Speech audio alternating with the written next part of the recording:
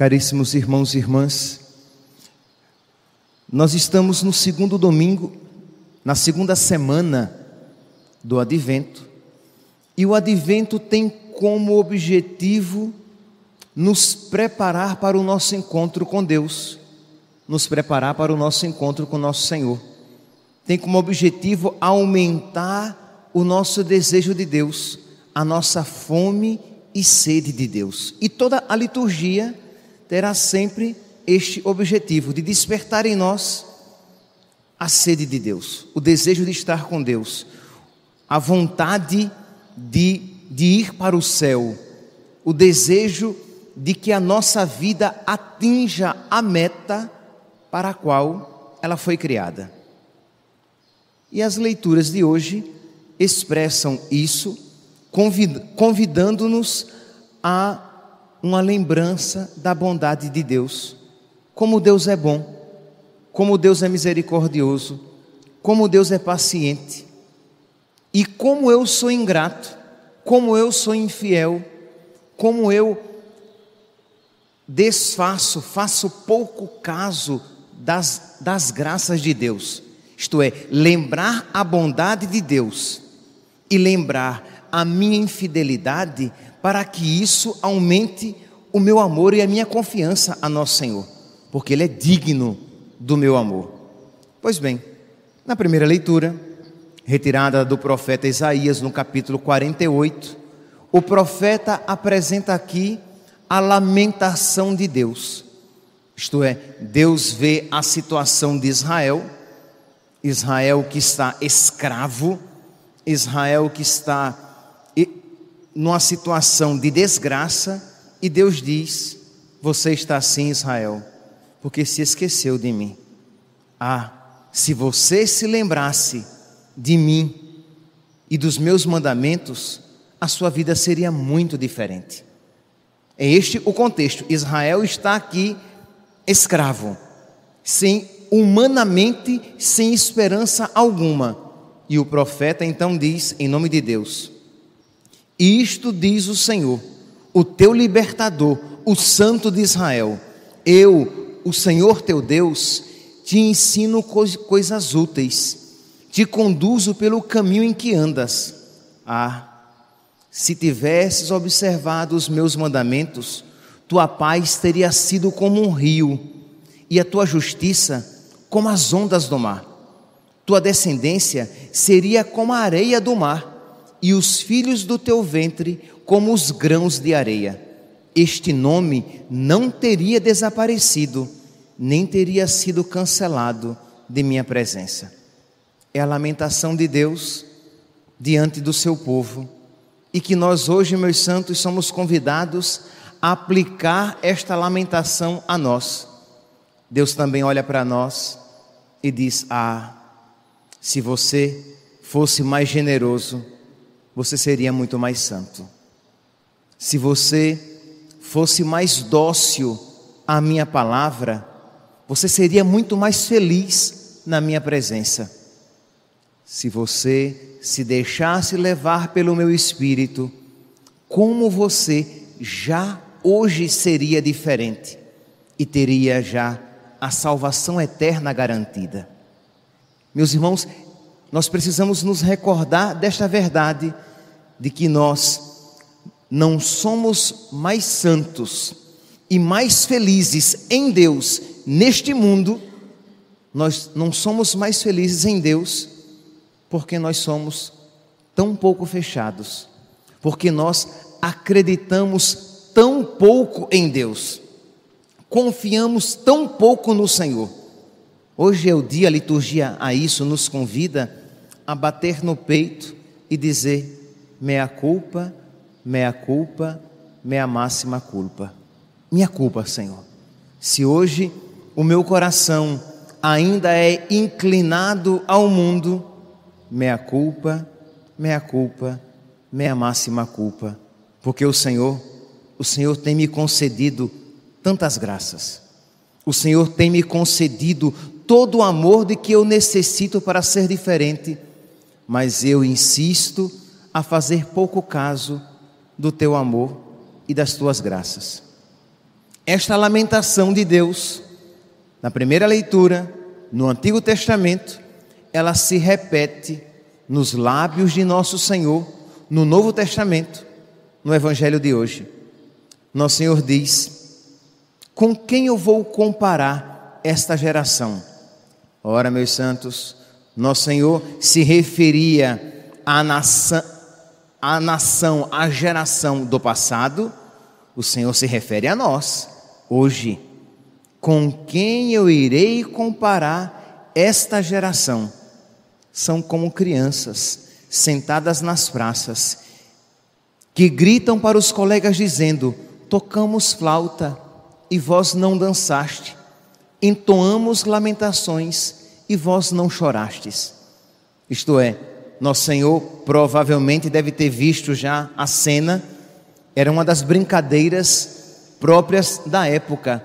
Eles tocavam flautas e músicas animadas e as crianças dançavam alegres, ou elas imitavam uma cerimônia fúnebre, um velório. Então elas entoavam lamentações, e as crianças então deveriam fazer as carpideiras. São aquelas que choram no velório. Então, quando toca a música animada, as crianças dançam. Quando tocam lamentações, as crianças choram.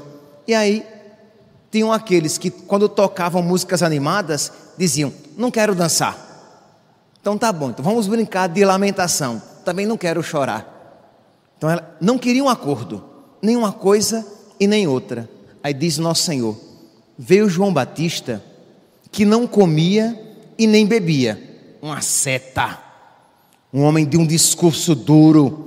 O machado está posto na raiz, convertei-vos, o tempo está próximo. E eles diziam o quê? Tem um demônio, muito exagerado, radical. Esse negócio de não comer e nem beber, de fazer penitência demais, muito radical. Vem nosso Senhor, que não era como São João Batista, era diferente, o discurso era diferente. Vinde a mim, vós todos que estáis cansados e fatigados, sob o peso dos vossos fardos, e eu vos darei descanso. Nosso Senhor que deixava que viesse a eles até mesmo as prostitutas e os publicanos. Isto é, existia salvação para eles. Quando eles veem isso, dizem: é um comilão, é um beberrão, ele anda com os publicanos e as prostitutas, quem é que vai segui-lo? Isto é, não havia boa vontade no coração deles. Como eles não queriam se converter, sempre encontravam um motivo para isso. Meus irmãos, mais uma vez aqui nós vemos, não obstante a bondade de Deus, não obstante as graças de Deus, a má vontade do homem em reconhecer Deus. Esse texto também aqui do Evangelho nos ensina que nós precisamos estar aptos a reconhecer Deus, tanto nas lamentações como na alegria, tanto nos cantos de júbilo como no pranto de dor. Como diz aqui: entoamos lamentações e vós não dançastes, entoamos cânticos e vós não dançastes, lamentações e vós não chorastes. Santo Agostinho, refletindo sobre este texto, ele diz: nós precisamos saber encontrar o Senhor também na dor. Ele diz assim: meu filho, se choras, chora nas mãos de um pai. Não chores de indignação nem de orgulho. A provação que te arranca lágrimas é remédio. Deus te corrige para não te condenar. Isto é, Santo Agostinho, ele olha esse texto e diz que nós às vezes, nós nos tornamos tão endurecidos que nós não vemos que Deus está nos visitando. Como no caso, Deus visitou o seu povo por meio de João Batista e o povo não reconheceu. Deus visitou o seu povo na sua própria pessoa na segunda pessoa da Santíssima Trindade, e o povo não reconheceu. E Santo Agostinho, então, pegando a figura de João Batista como a figura do choro, e pegando a figura de Jesus como a figura da alegria, diz que nós precisamos reconhecer a Deus na alegria e na tristeza, na saúde e na doença.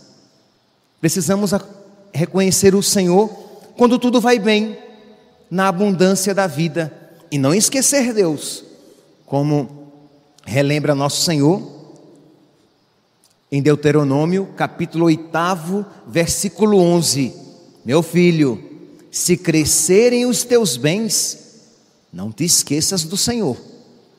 Não deixar que as coisas boas me façam esquecer Deus, mas ao mesmo tempo não deixar que as coisas más me encham de dureza, façam com que eu me feche na minha dor e eu me esqueça do Senhor.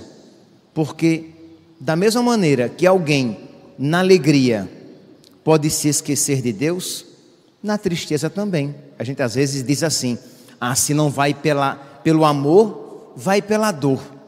Mas às vezes nem pela dor vai. Às vezes Deus tenta pelas graças e a pessoa não se converte.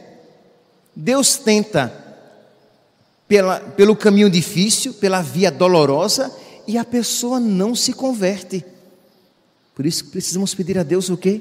Meu Deus, concede-me a graça de não te esquecer, de desejar a tua presença e reconhecer a tua visita na alegria e na tristeza, na saúde e na doença, nas coisas boas e nas coisas difíceis, quando tudo for bem e quando tudo for aparentemente mal, mas que eu reconheça a tua presença na minha vida, porque o Senhor, meu Deus, é digno de todo amor. Aqui nós vemos, tanto na primeira leitura como no Evangelho, esse desejo de Deus. Isto é, eu falava que o tempo do Advento é o tempo de nós desejarmos Deus e a sua presença.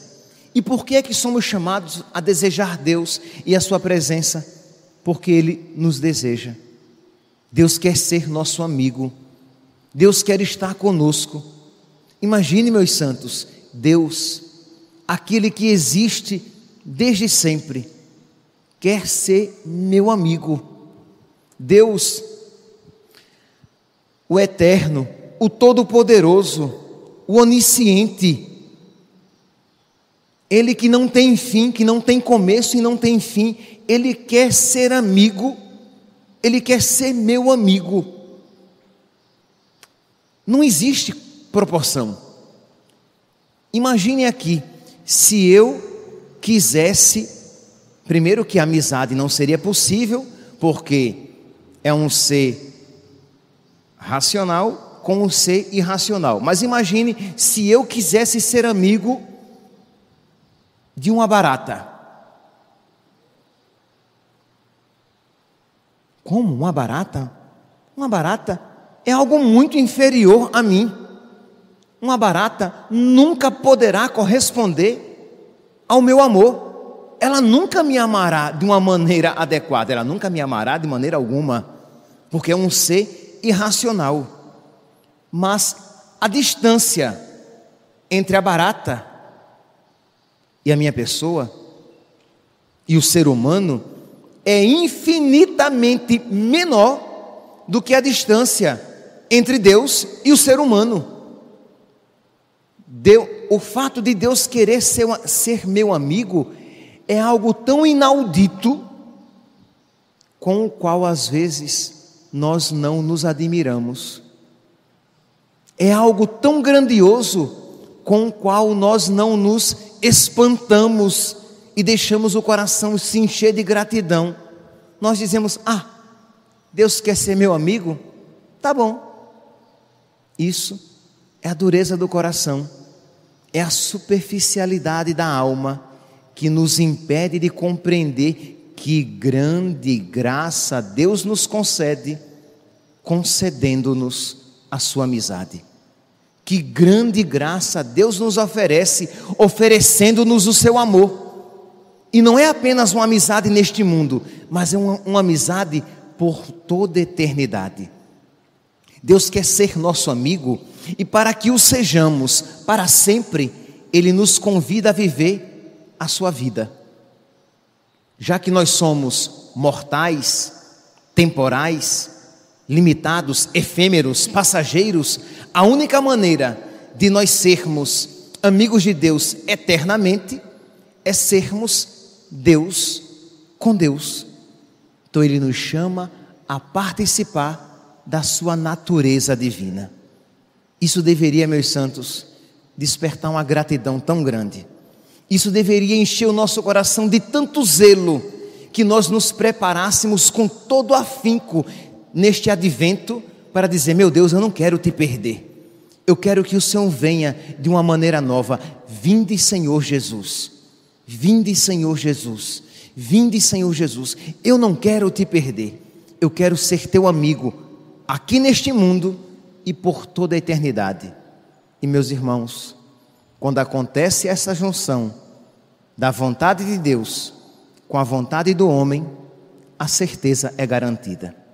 Quando nós quisermos amar a Deus, saibamos que esta realidade acontecerá, porque Deus já quer nos amar e quer que nós o amemos desde toda a eternidade. Peçamos hoje, nesta celebração, e peçamos durante todo o advento, peçamos a Deus a graça de que Ele nos conceda de amá-lo ainda mais. Peçamos a Deus a graça de nós o reconhecermos em todas as ocasiões da nossa vida, e que todas as ocasiões da nossa vida sejam uma ocasião para que nós o encontremos mais intimamente. Seja alegria, tristeza, saúde ou doença, coisas boas ou coisas aparentemente más. Louvado seja nosso Senhor Jesus Cristo.